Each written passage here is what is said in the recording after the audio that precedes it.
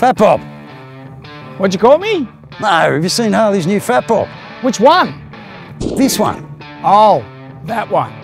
Well, here it is, mate, the Fatbob. So what Amazing. Do you think? What a great Had it bike. for a few days now. I love it. I just think it's fantastic. You know, I'm a Harley perv, as you know.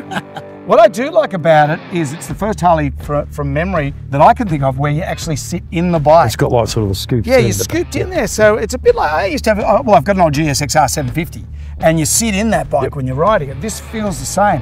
Very sure-footed. Like I was riding through, hit some gravel on the road, thing didn't even really kick out.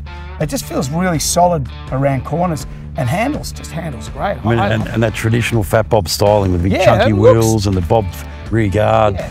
It's disappointing about this whole thing because the powers that be, we can't have a side-mounted number plate. You can in the US, but yeah, not here. But not here. Yeah. But the beauty of when you look, it took me a while to work out where the actual brake and tail light configuration was. It does sort of mix, you know, it's all in your indicator. Spoils the style in a little area. Ruins it. But other than that, I just love it. I think it's great. So now the important stuff, mate, your rating. Here we go, the rating. So affordability, look, it's not cheap, $33,000, but the sort of person that buys this isn't a cheapskate. It's a bit like, this is the bike John Wick would ride. John Wick's going to do some nefarious deeds, your Keanu Reeves.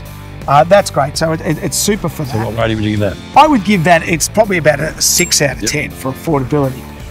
Heading down to rideability, I love it. Through traffic, you know, every day, you could ride this thing every day.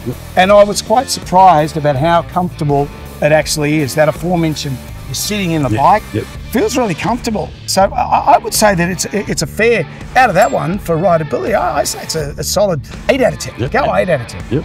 Braggability, look at it. You know, it says it all, doesn't it? I mean, tell me you ride a Harley without saying you ride a Harley. Bragg's just sitting on a side stand, doesn't it? Oh yeah, I got, well, that's my, you don't even have to tell anyone about this. So that's a 10 out of 10. Look back ability, are you kidding me? Just for the tail light alone, that is absolutely fantastic. So that's 10 out of 10 as well. So it's a good cruiser for, you know, anyone that's jumping over from a sports bike to a cruiser. And yeah, if you're going from, like, you've been riding V-rides for a long time, you want to get back to an old style Harley, or if you're a Ducati person, you know, Diavel or something like that. This is a comparable bike. Definitely. And it goes, man, 114 cubes. Yeah, because they don't do the 107 anymore. It's been discontinued, but the 114 is great. Gives you a lot of power, doesn't it? It's lit.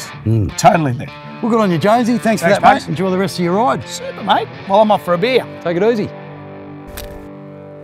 As you can see today, we're testing the 2023 Fatbob. With muscular styling from front to back, this HT cruiser is a cracker to ride. And we first saw the Fatbob back in the 1970s, with a production run that lasted just a few years and got its name from the larger fuel tank and the bobbed guards. Then we saw it again back in 2008 when it rolled out with the Dyna platform. Then of course back in 2018, I remember heading over to Pasadena in the US for the Softail launch, which as we all know marked the end of the Dyna. And amongst the new Softails we rode that time, I remember the Fatbob, which was redesigned and brought over into the Softail stable, resonated with me right from the very start, as it did for a lot of riders here in Australia.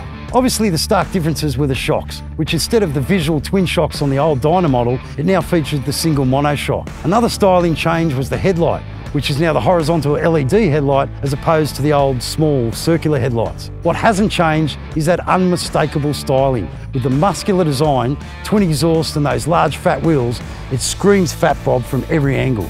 It's also now only available with a 114 cubic inch Milwaukee 8 motor, with the 107 version no longer an option, which makes sense, especially with the performance gain with the increase in cubes.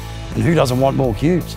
It's also churning out an impressive 118 foot-pounds of torque and just over 100 brake horsepower, which all peaks in low at 3,000 RPM. So it's definitely got some grunt low down off the mark. And after taking my first ride, just like every Fatbob I've ridden in the past, it was comfortable from the get-go. And not only does it feel light and nimble, despite its weight of just over 300 kilos, but the ergonomics are perfect with the forward controls and the straight across bars, which have been tapered back an inch and feel great. And just in case they aren't in that perfect position that suits you, they're easily adjustable with a hex wrench allowing you to find that sweet spot. Now with a seat height of just 710 millimetres, it's slightly higher than that of the Fatboy, which comes in at just 675 millimetres, but it's still comfortable for those that might be vertically challenged, and is also roomy enough for those forward controls to suit someone that might be even 6 foot. Of course, you're obviously wanting to hear the important stuff, which is how it handles. Well, with a slightly more aggressive 28-degree rake and 132 millimetres of trail than that of the Fat Boy, which is 30 degrees and 104 millimetres, you can carry a lot more speed through the corners. Add to that the claimed 31 degrees of lean angle on the right and 32 degrees on the left, all equating to about 120 millimetres. You have to be tipped a fair way over before anything starts touching down.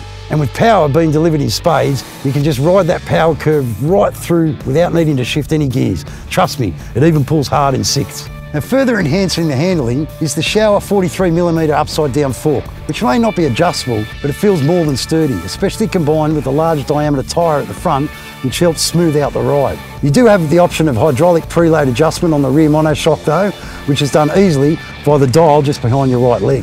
And once you find the right setting to suit, you'll notice just how well it handles, with no wallowing through high-speed corners, and that aggressive upright riding position adds to the thrill of chasing sports bikes up through the mountains. And when it comes time to pull up the Fatbob in a hurry, that's done easily with the twin 300mm rotors and the 4-piston calipers up front, accompanied with the single 292mm disc and the twin piston calipers at the rear. Now, the Fatbob comes in 3 colours: vivid black, grey haze and red line red, which you see featured here. HD's muscle cruiser really is a great bike for whether you're ripping around town as a daily commuter or even heading out on a long trip. All you need is the saddlebags. What I've also found is it appeals to a broad spectrum of riders, female and male. And like always, they often end up customised in quite a few different ways. So if you think the Fatbob is something you could see yourself riding, get on down to your local Harley-Davidson dealership and organise yourself a test ride.